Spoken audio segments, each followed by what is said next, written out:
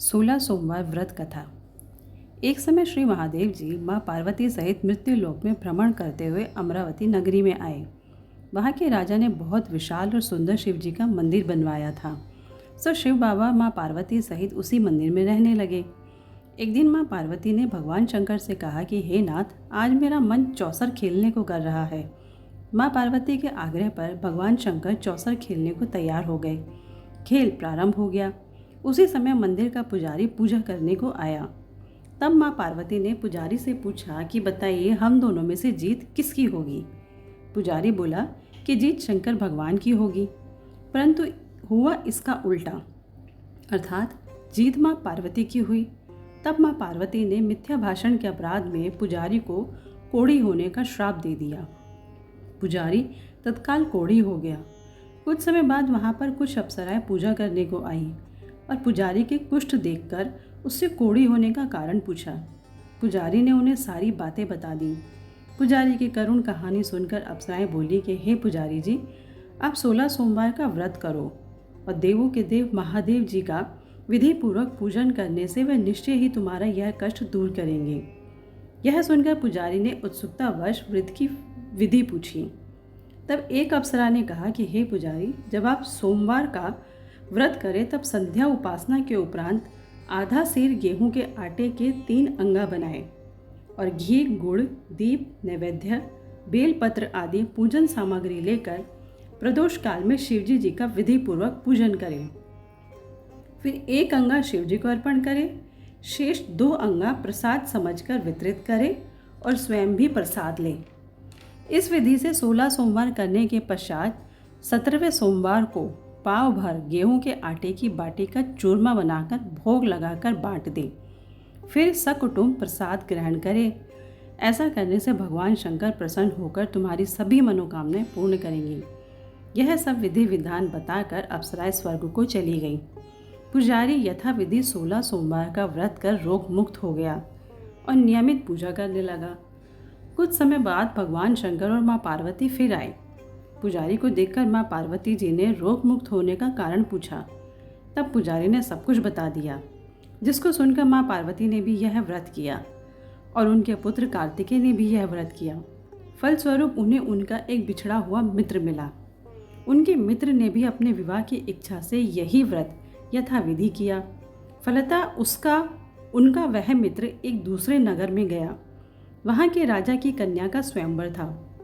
राजा का प्रण था कि हथनी जिसको जयमाला पहना देगी उसके साथ ही अपनी कन्या का विवाह करूंगा। अतः वह ब्राह्मण भी स्वयंवर देखने की इच्छा से एक ओर जा बैठा। हथनी ने चारों ओर घूमकर अंत में उसी को माला पहनाई। बड़ी धूमधाम से विवाह संपन्न हुआ। सुंदर कन्या पाकर वह सुखपूर्वक रहने लगा। एक दिन राजकन्या ने पूछा कि हे नाथ, आपने कौन सा ऐसा पुण्य किया था जिससे सब राजकुमारों को छोड़कर हथिनी ने आपको ही जयमाला पहनाई। तब ब्राह्मण ने 16 सोमवार का व्रत यथाविधि बताया। अपने पति से सुनकर राजकन्या ने भी पुत्र प्राप्ति के लिए यह व्रत किया और सर्वगुण संपन्न पुत्र प्राप्त किया। पुत्र के बड़ा होने पर राजकन्या ने यह व्रत अपने पुत्र को यथाविधि बताया। तब राज्य प्राप्ति की कामना से वह भी व्रत करने लगा। उसी समय राजा के दूतों ने आकर राजकन्या के लिए उसका वरण किया और आनंद से विवाह संपन्न हुआ। राजा का स्वर्गवास हो जाने पर ब्राह्मण को राजगद्दी प्राप्त हुई। फिर भी वह इस व्रत को करता रहा। एक दिन उसने अपनी पत्नी से पूजन सामग्री लेकर मंदिर में चलने को कहा, परंतु उसने दासियों द्वारा सामग्री मंदिर में भिजवा दी। जब राजा ने पूजन समाप्त किया तब उस समय आकाशवाणी हुई कि तू अपनी पत्नी को घर से निकाल दे, नहीं तो तेरा सर्वनाश हो जाएगा। प्रभु आज्ञा मानकर उसने रानी को निकाल दिया। तब रानी अपने भाग्य को कोसती हुई एक नगर में बुढ़िया के पास गई। बुढ़िया ने दीन दशा देख उसके सिर पर सूत की पोटली रख उसे बाजार में बेचने के लिए भिजवा दिया। भाग्यवश मार्ग में बहुत जोर से आंधी आने से पोटली उड़ गई। बुढ़िया ने फटकार कर उसे भगा दिया। वहाँ से चलकर तेली के यहाँ पहुँची तो सब पाट अटक गए। उसने भी रानी को निकाल दिया। अब बेचारी प्यास से बेचैन होकर पानी पीने के लिए नदी पर पहुंची तो नदी सूख गई। फिर सरोवर पर पहुंची तो हाथ स्पर्श होते ही जल में कीड़े पड़ गए। उसी जल को पी आराम करने के लिए जिस वृक्ष के नीचे जाती वही सूख जाता। वन और सरोवर की यह दशा देख ग्वाले उसे गुसाई के पास ले गए। उसे देखकर गुसाई जी समझ गए कि यह अबला आपत्ति की मारी हुई है। धैर्य बंधाते हुए उन्होंने कहा, बेटी तुम मेरे यहाँ पर रहो और किसी भी बात की चिंता मत करना। रानी आश्रम में रहने लगी, परंतु वह जिस वस्तु को हाथ लगाती उसी में कीड़े पड़ जाते। दुखी हो गुसाई जी ने पूछा, बेटी किस देव के अपराध से तेरी यह दशा हुई?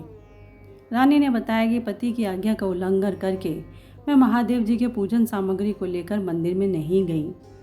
रानी की यह बात सुन गुसाई जी ने शिव जी की प्रार्थना करने के बाद उससे कहा कि तुम 16 सोमवार का व्रत करो। रानी ने विधि पूर्वक व्रत पूर्ण किया। उस व्रत के प्रभाव से राजा को रानी की याद आई और दूतों को उसकी खोज करने के लिए भेजा। आश्रम में रानी को देखकर दूतों ने राजा को रानी का पता बताया। राजा ने गुसाई जी से जाकर कहा कि महाराज, यह मेरी पत्नी है। शिव जी के रुष्ट हो जाने से मैंने इसका परित्याग किया था।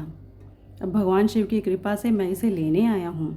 आप इसे मेरे साथ जाने की आज्ञा दीजिए। गुसाई जी ने सहर्ष आज्ञा दे दी। राजा रानी नगर में आए। नगर वासियों ने नगर सजाया, बाजे बजवाए, घर घर मंगलाचार हुए। भगवान शिव की कृपा से प्रतिवर्ष 16 सोमवार का व्रत कर राजा रानी आनंद से रहने लगे और इस लोक में सुख भोग कर अंत में शिवलोक को प्राप्त हुए। इसी प्रकार जो मनुष्य भक्ति युक्त चित्त से विधि पूर्वक 16 सोमवार का व्रत करता है और कथा को पढ़ता व सुनता है, उसकी सब मनोकामनाएं पूर्ण होती है और इस लोक में सुख भोग कर अंत में शिवलोक को प्राप्त होता है। सूत जी कहते हैं, कली काल में यह व्रत सर्व कामनाओं को देने वाला है।